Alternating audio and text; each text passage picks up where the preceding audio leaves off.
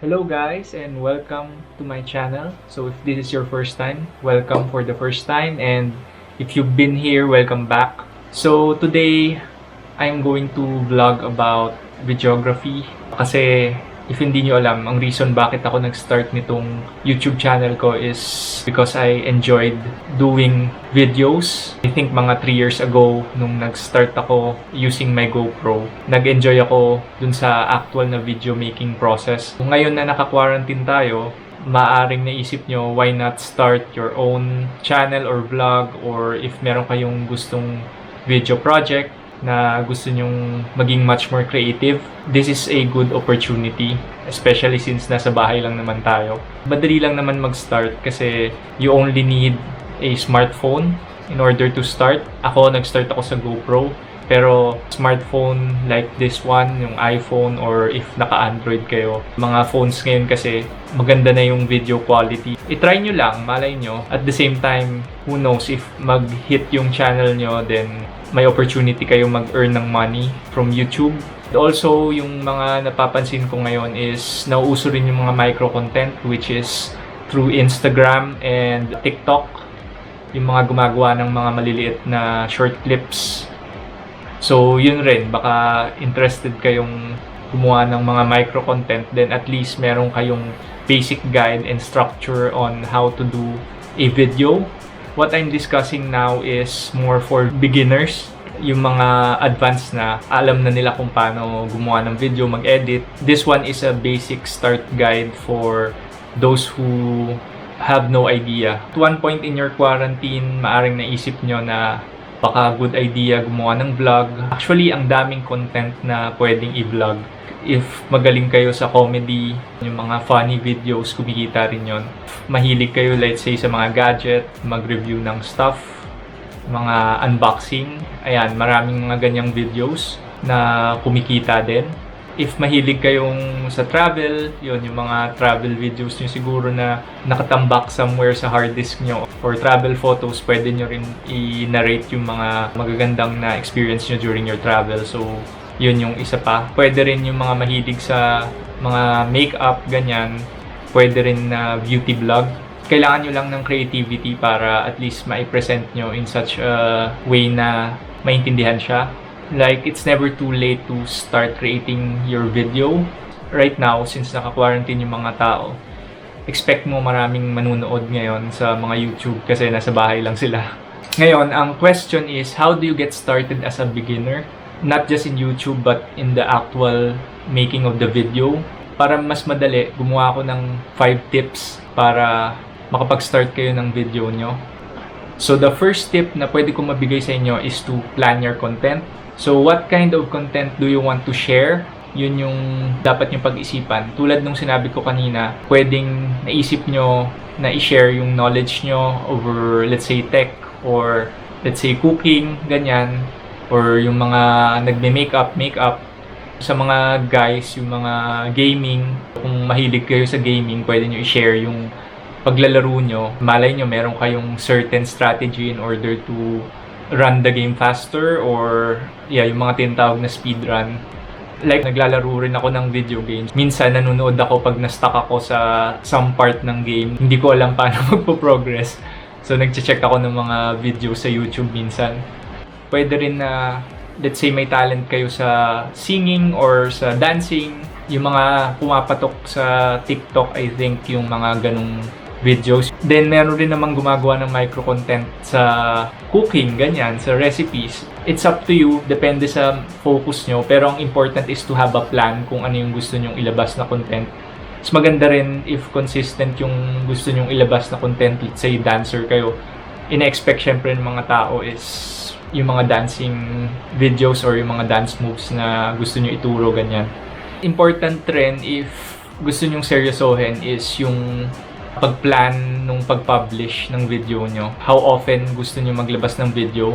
Although, ang suggestion ko sa start is wag masyado kayong mag-worry if hindi kayo makapag-post regularly. Kasi, syempre, nagsa-start pa lang kayo, maaring mabagal pa yung process nyo sa pag, let's say, edit ng video, so natatagalan kayo. Ang important is gumawa kayo muna ng quality na content. As much as possible, pagandahin nyo. Mas maganda yung quality na content, then i-improve nyo lang yung sarili nyo to post regularly. Kasi ako, nandun na ako sa part na gusto ko mag-post regularly, pero sinusubukan ko pa rin i-improve yung paggawa ng quality ng video. Minsan stuck ako dun sa paggawa ng quality ng video na natatagalan ako mag-post. Pero I'm working on that. Eventually mag-post ako regularly. So yun yung tip ko sa inyo. Plan your content. Then yung second tip na mabibigay ko is to prepare your equipment. Tulad ng sabi ko, pwede naman yung mag-start kayo sa smartphone nyo lang. Yung mga smartphone ngayon, magaganda na yung camera. So madali lang. If meron kayong mas magandang video camera, you can also use that kasi why not? If merong mas magandang quality na equipment, then by all means, you can use the equipment. Pwede kayong mag-start muna mag-improvise ng gagamitin na equipment. Kasi let's say kailangan nyo ng lighting. Ayaw nyo muna mag-invest kasi you're still checking and exploring dun sa paggawa ng video if para sa inyo. Yung mga lamp lang, ganun, or if meron kayong mga LED light, pwede yung gamitin yon for indoors. Or if meron kayong magandang area sa bahay nyo na, let's say, maganda yung lighting, yung bintana, pagka umaga, maganda yung ilaw, pwedeng dun kayong mag-video. Tulad ngayon, actually, yung dito sa side na to, bintana, yung ilaw ko. Kasi maganda yung lighting. Pero I also have my own lighting, which nag-invest ako para doon. Aside from that, microphones, yung earphones ng iPhone nyo or ng phone, mobile phone nyo, kung ano man yung, kung naka-Android man kayo, usually may built-in na microphone yung earphones. So kung ayaw nyo ng background noise, pwede nyong gamitin yung earphones na yon. Yun yung mabibigay ko na tip sa inyo. Puro do it yourself. Acceptable naman yan pag nagsa-start. If na-tripan nyo na gumawa ng video, pwede na kayong mag-start bumili ng, let's say, starting na microphone, yung mura lang muna, yung simpleng lighting. Marami naman tayong nakikita sa Lazada or sa Shopee. Once na meron na kayo ng equipment nyo, we can proceed now to the third part ng ating guide, which is to shoot your video. If meron na kayong setup, pwede na kayong mag-start mag-shoot. If vlog ito, usually sit-down vlog yung una, let's say, gawa muna kayo ng intro sa vlog, ano yung reason nyo, bakit kayo nang vlog, or pwede rin mag-proceed kayo na gumawa na kayo kaagad ng, let's say, tutorial or ng recipe, ganyan. Depende sa inyo kung ano yung gusto nyong first video na gawin. Suggestion ko, wag muna kayong magpaka-perfectionist dun sa unang video nyo kasi maganda yung authentic yung gagawin yung content. Pakita nyo lang yung sarili nyo, ganyan. Yun, mag-i-improve ka naman as you keep on shooting your videos. If meron naman kayong ibang projects like cinematic videos, ganyan, mag-practice muna kayo. I would suggest gawa muna kayo ng mga very small clips. Mag-start kayo sa ganun. Pag gumawa kagad kayo ng sobrang laking project, let's say mga 30 minutes na shooting, baka ma-discourage kayo once na nag-start na kayo mag-edit kasi mahaba siya. Mas maganda is unti-untiin nyo lang. Isang technique muna, ganyan. Kasi pagka pinagsabay-sabay mo kaagad sa isang project, tas nagsa-start ka pa lang, medyo nakaka-overwhelm siya. Baka ma-discourage kayong ituloy yung project, ganyan. Kasi na overwhelm kayo or na bigla kayo dun sa pag-edit ng video. Ayun, start lang kayo ng micro-content muna. Yun yung third tip ko.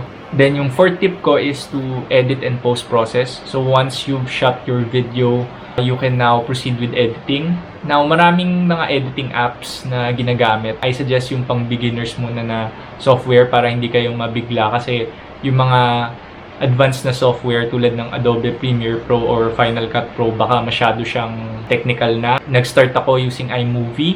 GoPro yung gamit ko. In-edit ko siya sa iMovie. Then, yun, from there, naengganyo na ako na ituloy-tuloy yung paggawa ng video.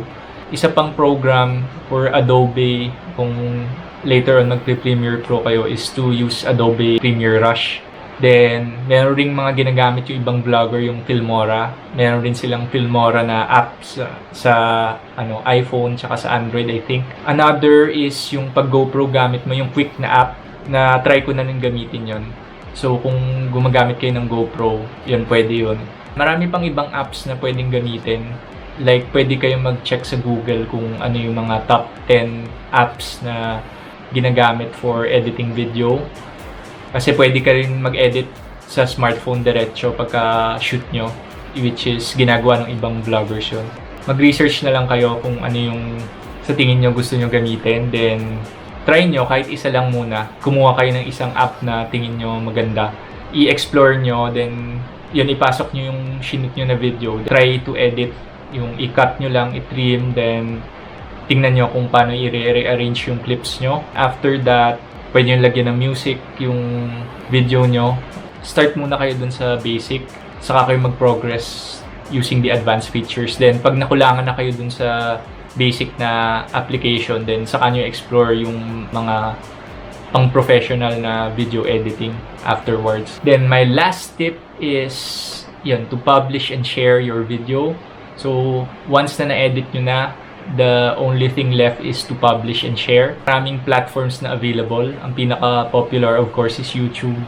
Then, yung mga micro-content, yan, ay Instagram, nakikita nyo, may mga videos dyan na maliliit, and sa mga stories. Also, sa TikTok, ayan, mga micro-content.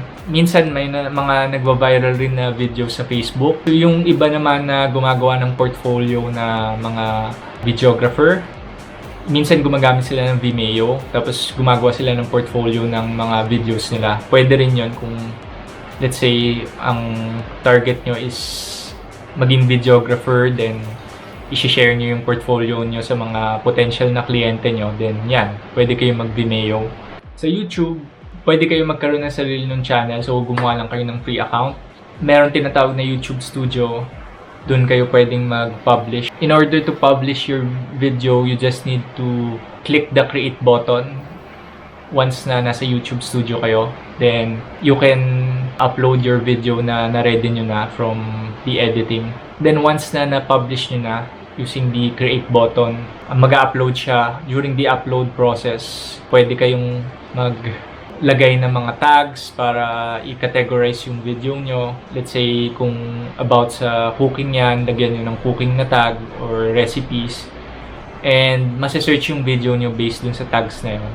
Then, maganda rin sa YouTube is meron sila ng analytics. So, pwede nyong i-check yung performance ng video nyo, kung how it performed. From that, pwede kayong mag-check alin yung mga content nyo na nagre-rate or maraming views. Pwede kayong gumawa ng similar content or not really similar, parang similar topic na pwede explore ng mga audience nyo. I think yun yung mga tips na mabibigay ko in order to start making your first video. So yung 5 easy steps or 5 tips na binigay ko, you can now start your video. And one thing na gusto kong i-emphasize sa paggawa nitong video, yung video creation process, one last tip na ibibigay ko is to have fun. So, mag-enjoy lang kayo sa paggawa ng videos nyo. Kasi, once na nag-enjoy na kayo, mas na-inspire kayo gumawa pa ng content, then i-share yung content nyo, ganyan. So, huwag kayo madi-discourage. Always find inspiration sa paggawa ng video. And you should be able to create more content. So, just enjoy the whole process and keep on shooting. Anyway, so that's the end of my vlog for today. If you like this content and want to learn more or want some similar content, you can let me know in the comment section below. Also, don't forget to like and also subscribe if you like this video and like the content of my channel. Just keep on supporting me and I will keep on posting. Hope you all enjoyed and learned something new. Hope to see you soon. So, bye-bye guys!